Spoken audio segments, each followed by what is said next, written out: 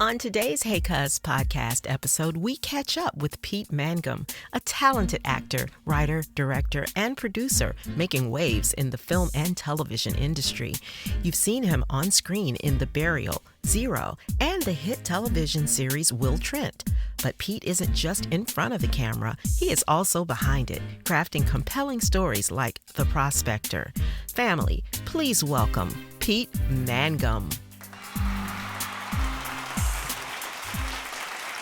Welcome to another episode of the Hey Cuzz podcast with me, your host, Olivia J., your favorite Cuzz cast, where you are either a real cousin or a play cousin. Welcome, Pete. What's up, Cuzz? Hey, Hey, Cuzz. Cuz. Hey. How you been, Cuzz? I'm good, Cuz. How are you? I'm pretty good. What have you been doing since I saw you last? A little bit of everything. It's part of it, just like the normal living life, and then Mm-hmm. auditions when they come in. I've had a few exciting ones come in this year, and hopefully land one of those pretty soon. And a friend of mine's working on a script of her own, and just talking to me about doing a little bit of acting in there too. So a lot of Mm-hmm. exciting things happening. You know, your journey with acting and filmmaking is pretty diverse. And a lot of times when people see you in front of the camera, they forget that many actors are also behind the camera, but it takes a different set of skills to do both. And I don't want to get ahead of myself in talking about why you're so probably mechanically inclined to do other things other than just be in front of the camera. But what first inspired you to pursue this path?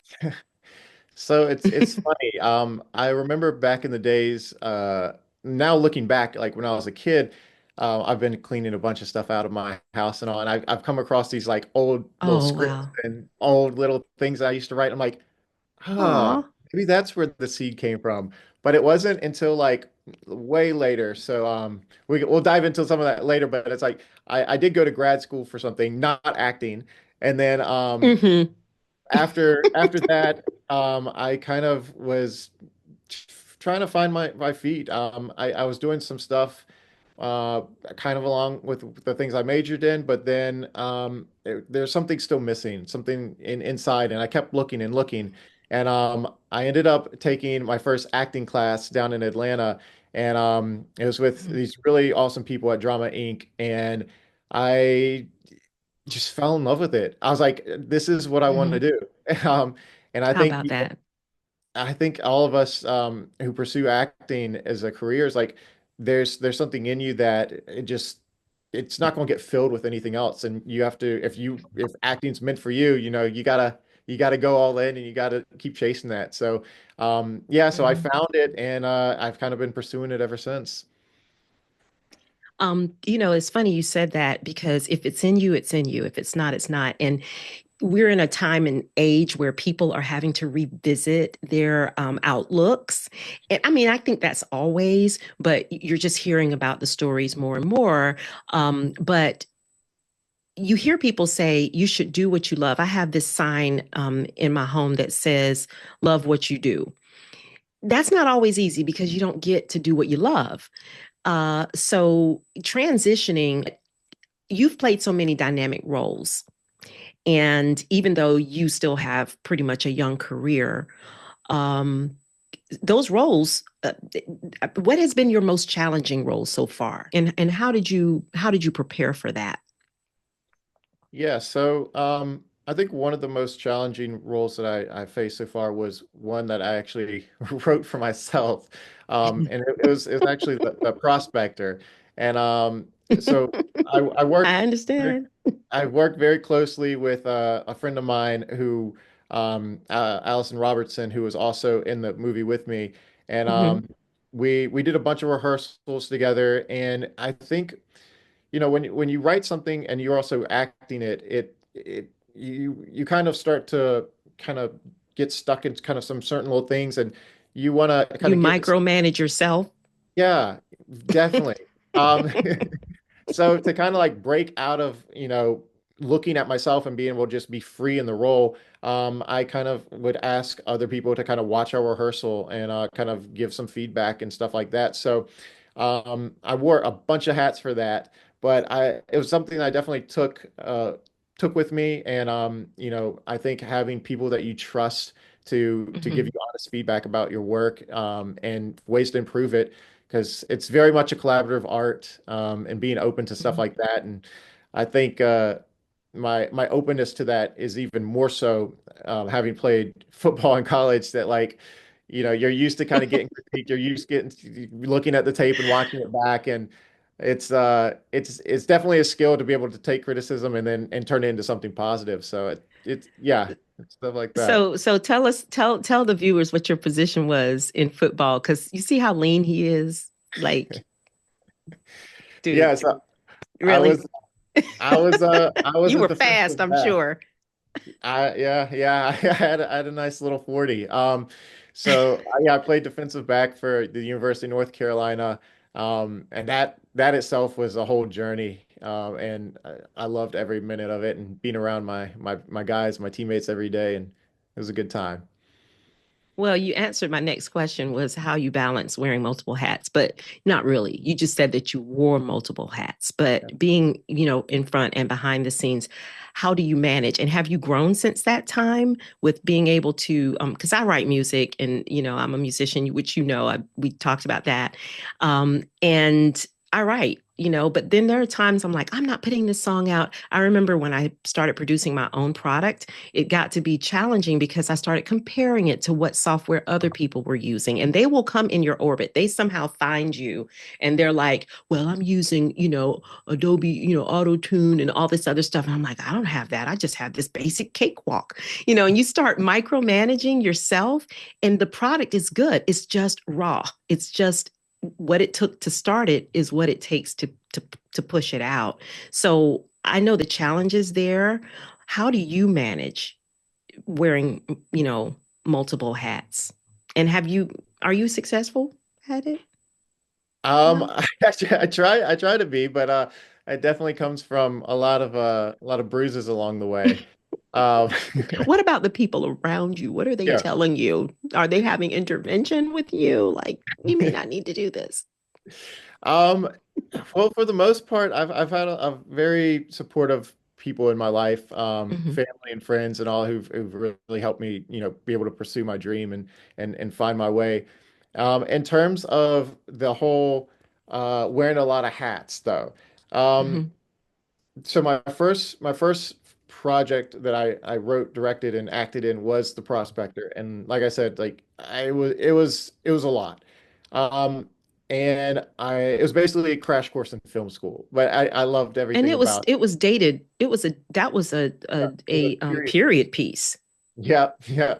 The Um, challenges there alone are like, what were you thinking? Yeah.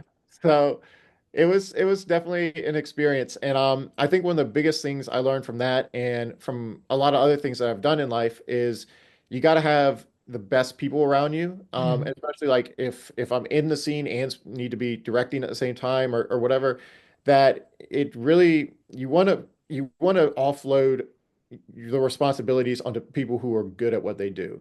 And I think it's finding those people and keeping them close to you and trusting them to do their job, because they probably can do it better than you can. So, I'm going to find the right guy to handle the sound, find the right guy to handle the lights, all these Hmm. different things, right? And Yeah. that lets me kind of focus on what's most important in that moment, and that's Yeah. been a huge lesson for me. Yeah, I think we do too much. Would you say that that's probably been the biggest? Well, you said that's been a huge lesson. Has that been the biggest lesson or one of the top two or three?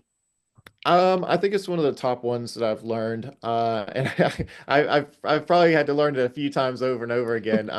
I'm very much So like, funny. if I see something, I want to just go and do as much of it as I can myself. Mm-hmm. Mm-hmm. And I think, after doing that a couple of times, one, you kind of just you wear yourself out on things that you don't need to wear yourself out on, and Mm-hmm.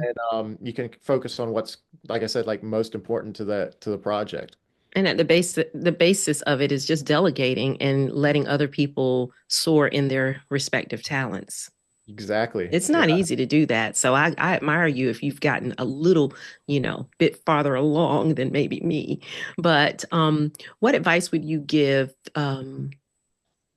to upcoming actors? And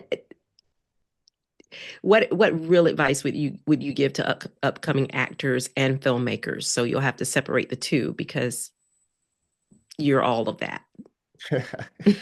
Thank you. And author and writers, because that's another whole category. Yeah, I And you're tend to doing just some writing now, travel. right? So we're going to talk Yeah, about that. Yeah.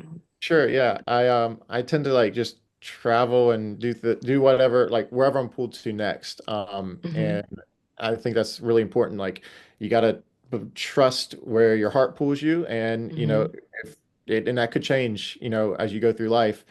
Um, and I think some of the best advice that I've gotten acting wise is, just if it's something that's in your heart, just keep doing it and keep going Yeah. after it. Yeah. And it's a marathon, not a race. And Yes, not a I don't, sprint for sure. it's not. And I've seen I'm still very early in my career, but like I Hmm. have a few friends that thankfully have been really amazing to me, and they're a little bit further ahead. And just kind of understanding their story of how they got there, how long it took, and all of them have that moment of like, should I quit? And they're going, and and they Never.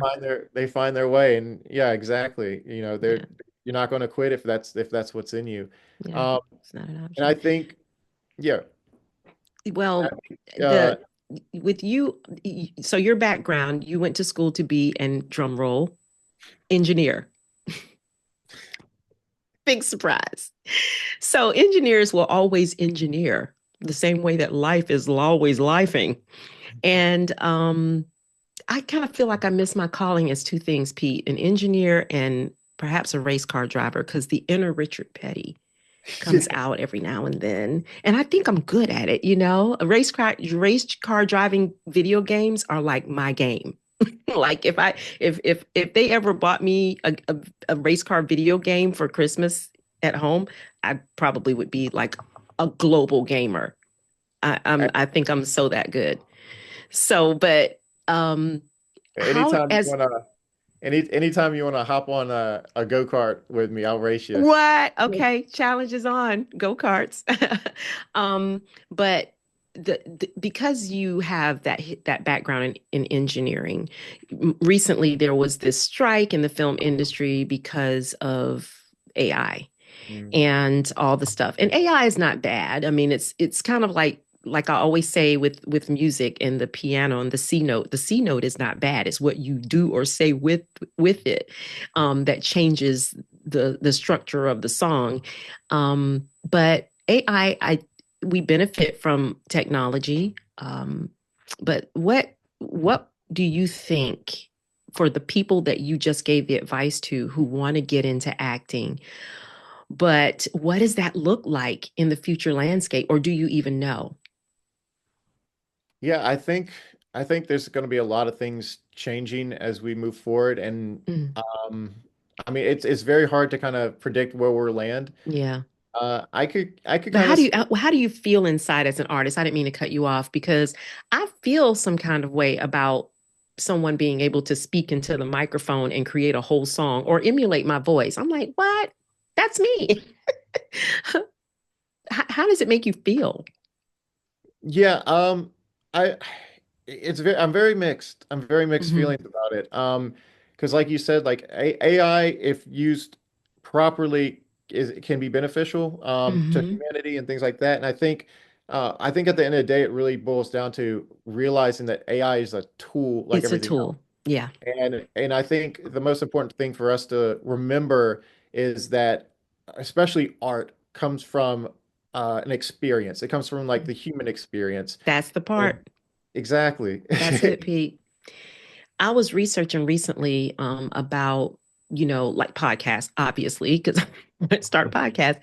And I found it funny that they were saying the number one podcasts are the ones that are organic, where people are just being real, where it's not, AI generated because AI can't have experiences. And I was like, did we need for that to be said? Think about it. Yeah, we want people to be authentic. Well, what else can you be? But so I think I agree with you there. I want to thank you so much for coming on the Hey Cuz podcast. Sure. And I know that you gotta go because you're not gonna tell us what some of those auditions of course not. You would never break that rule. I mean, I know better than that too. I Yeah. do a few auditions here and there too, so I know what's going on.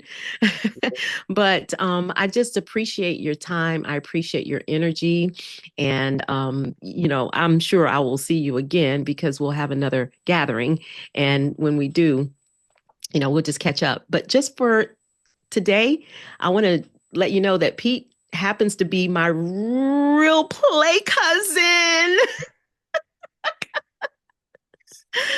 So all that I can say for that is until next time. Bye, cuz.